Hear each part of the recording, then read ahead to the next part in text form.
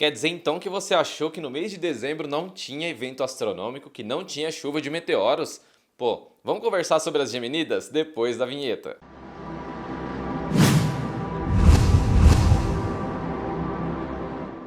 Olá, seja bem-vindo ao Astro Space, o seu canal de astrofotografia. Eu me chamo Alberlan Barros e no episódio de hoje a gente vai conversar sobre as Geminidas ou Geminídeas. Escolha o nome que você preferir.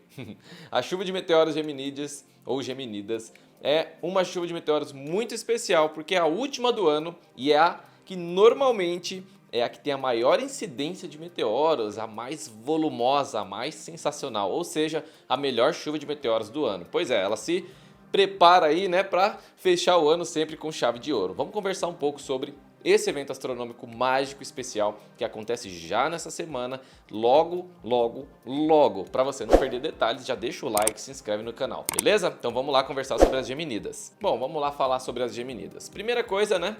Quando eu vou ver as Geminidas, Alberlan? Anualmente, entre os dias 4 e 17 de dezembro, nós temos o período em que a Terra passa pela zona de detritos deixados pelo... Não é um cometa. Normalmente a gente vê aí chuvas de meteoros associadas a cometas, mas especialmente as Geminidas são associadas a um asteroide. Pois é, o asteroide 3200 Phaethon ou Phaethonte. Esse asteroide deixou diversos detritos ali pelo espaço e anualmente a gente passa pela zona dos detritos do 3200 Phaethon ou Phaethonte. Então quando a gente passa por essa região, a gravidade da Terra puxa esses objetos, né? E eles colidem com a nossa atmosfera. E o que acontece quando a gente tem essa colisão, né, numa velocidade muito rápida aí, que nós temos em escalas cósmicas, nós temos a incidência de fótons na atmosfera. Esses objetos batem e com o atrito na atmosfera, nos gases da atmosfera, eles acabam incandescendo devido às altas temperaturas. Simplesmente tudo entra em combustão, por isso a gente vê aquele riscão bonito no céu, tão rapidamente cortando o céu, que são as estrelas cadentes, ou no lado astronômico falando, os meteoros, beleza? Então uma chuva de meteoros nada mais é do que o encontro de diversos detritos pela nossa atmosfera ali, né? Um encontro onde a gente passa por essa zona de detritos e acaba puxando. Claro que entre 4 e 17 a gente está passando por essa região, mas existe o ápice, o que a gente chama de pico. O pico da chuva de meteoros, ou seja, quando a gente tem o máximo, a maior incidência, acontece em duas madrugadas especificamente, de 12 para 13 de dezembro, tá? Então da noite do dia 12, que é domingo, para a segunda-feira, né, a madrugada de segunda-feira, que é dia 13, e também na noite do dia 13 para a madrugada do dia 14. Nessas duas noites a gente tem grandes chances de observar bastante meteoro brilhando pelo céu na região das Geminidas. A gente já vai falar um pouco mais sobre o radiante, sobre outras coisas onde você pode observar. Mas é importante saber que antes também, ou seja, se você olhar hoje, agora que está saindo esse vídeo, ou até terça, quarta, quinta-feira, para a região do radiante das Geminidas, você ainda vai conseguir sim observar meteoros, tá? Claro que depende de diversos fatores, esses fatores são poluição luminosa, fase da lua, tudo isso influencia, mas de qualquer forma, se você aproveitar mais esses dias bem próximos do dia 12 para 13 e 13 para 14, você tem um aproveitamento maior desses meteoros, beleza? E agora vamos falar um pouquinho mais sobre esse tal de radiante. O que é o radiante, Alberlan? É o ponto em que parece que os meteoros estão se originando, parece que todos eles vêm de uma mesma região, né? Como se fosse um centro ali. E naquela região, o ponto, né, onde fica esse radiante, fica justamente, adivinha que constelação?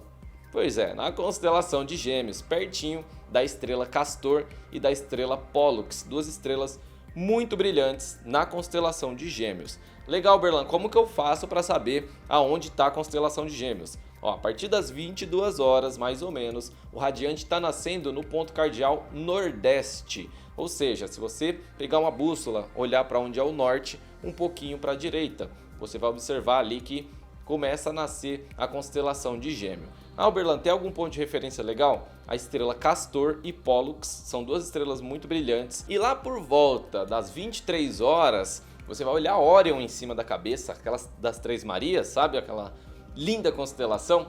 um pouco abaixo você vai ter a constelação de Gêmeos já nascendo, tá bom? Então é uma referência aí para você saber.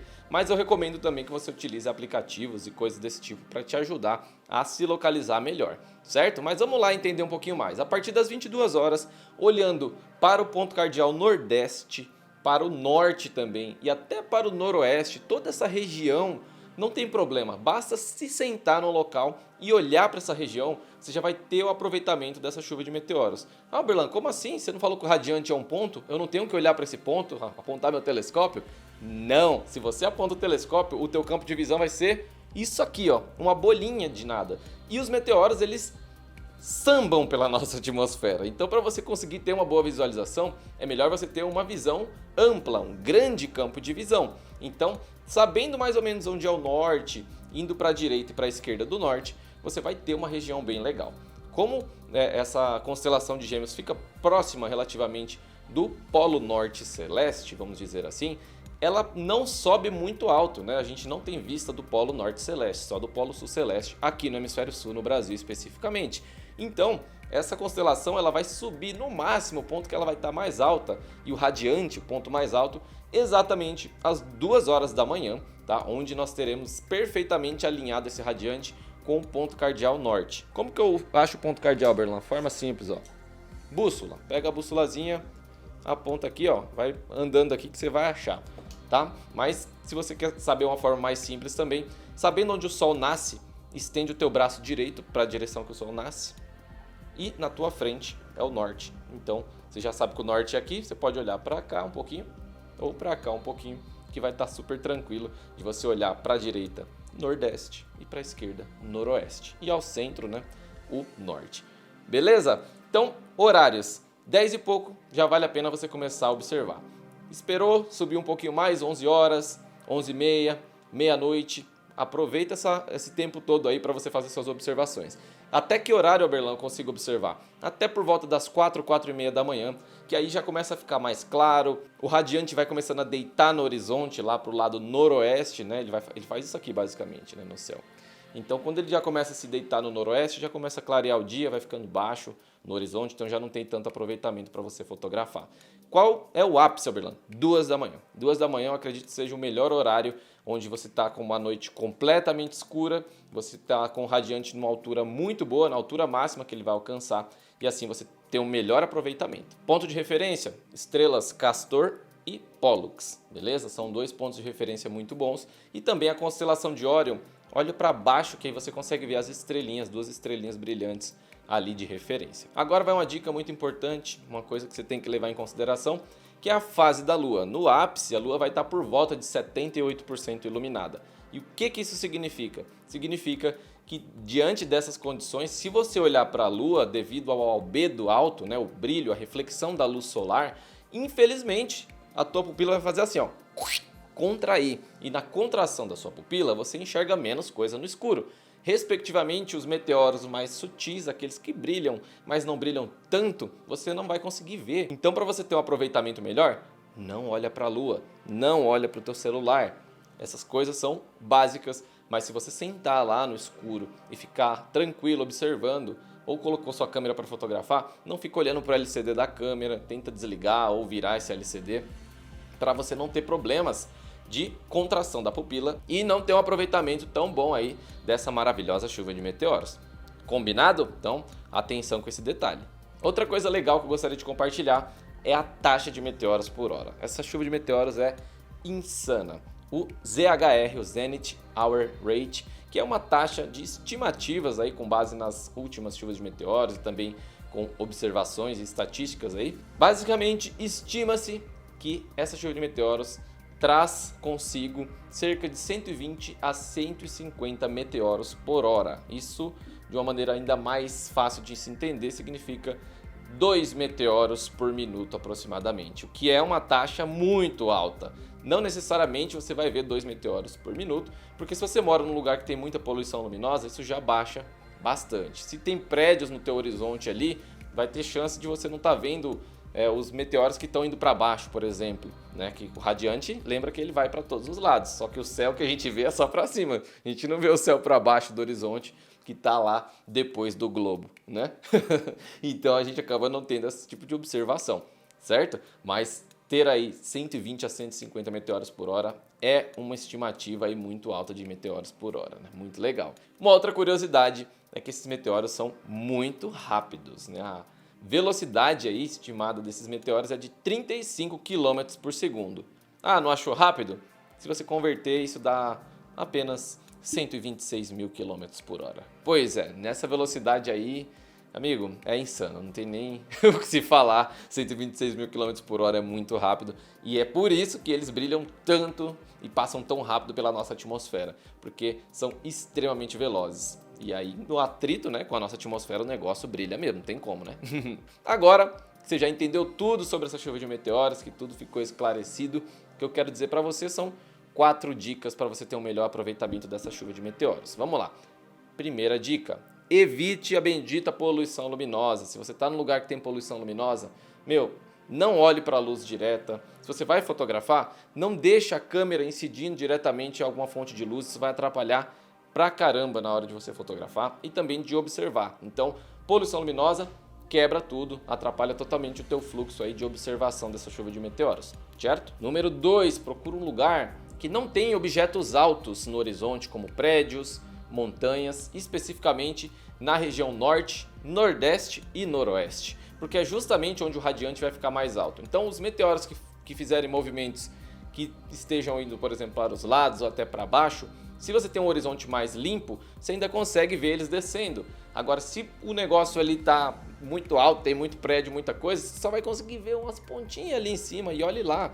Então, evite prédios, evite coisas altas no teu horizonte, porque o radiante não fica tão alto assim a ponto de você conseguir ver tudo, né? Não é como se o radiante estivesse em zênite, que é em cima da nossa cabeça.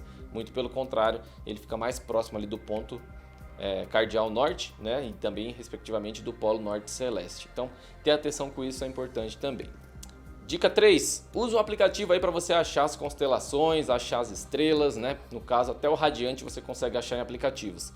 Stellarium Mobile e o Sky Safari são 2 aplicativos que eu gosto muito. O Sky View também é bem legal, mas o Stellarium Mobile e o Sky Safari são bem completos e aí a gente consegue achar bastante informação lá. E eu tô dando muito soco nesse microfone, sério, desculpa, gente. O negócio é louco aqui, vou me gesticulando e dando uns box aqui. E o quarto a gente até já falou, acostuma os olhos no escuro, né? Você deixa lá todas as luzes apagadas e se você precisar observar alguma coisa, usa uma luzinha vermelha dessa daqui, ó, por exemplo, para ela fazer a iluminação e você conseguir observar as coisas ao seu redor. Por que fazer isso? Porque a luz vermelha não contrai a sua pupila, respectivamente, você consegue continuar observando bem as coisas ao seu redor e observando o céu tranquilamente aí, sem perder a capacidade de observar objetos mais sutis. E uma última dica que eu quero deixar aqui para você é que você deve aproveitar essa noite, independente de fotografar ou de observar, né? O que importa é você sentar ali, relaxar, olha para o céu, aproveita de fato essa experiência. Estiver lá com seu filho, sua filha, sua mãe, seu pai, um parente aí que está lá, um amigo, o amor da sua vida, senta lá, relaxa, aproveita a experiência de olhar para o céu. É sempre maravilhoso poder contemplar esse cosmos. Beleza? É isso, espero que você tenha gostado do episódio de hoje. Se você gostou, deixa o seu like aqui embaixo, se inscreve no canal, isso ajuda a manter o projeto Astro Space e que o tio sempre traga coisas legais aqui a respeito dessas lindas maravilhas do cosmos. Um grande abraço astronômico e valeu!